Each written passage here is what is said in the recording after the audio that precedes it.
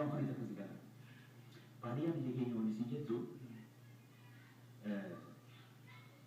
dogoron tokko waa haasa'e ati politikaa afuufaa jirani.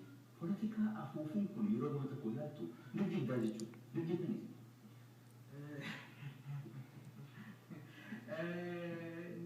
Miki jibno somtain no kata kata juga me yesu ni mo ira isele no video juga inda kata kali se tifas no vas de laki juga ke se dirti juga dan bekasho dan no ke se ni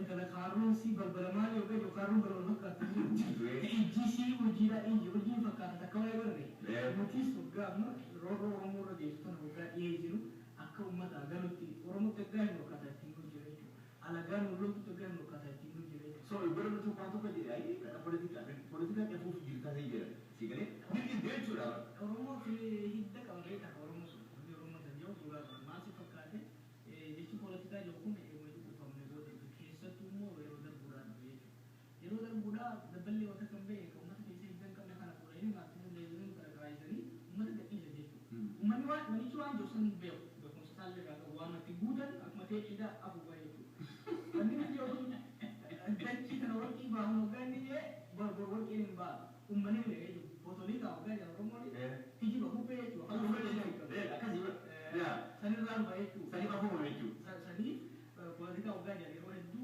mata na mata senti wan tiji ba darbu woni ro de sa tu sa tiji wan amma so yani woni de du sa tiji wan de woni politika ko ga ko tiji ba woni Ijra wani tidak. Musnah kita tak. Musnah apa? Kade gitu.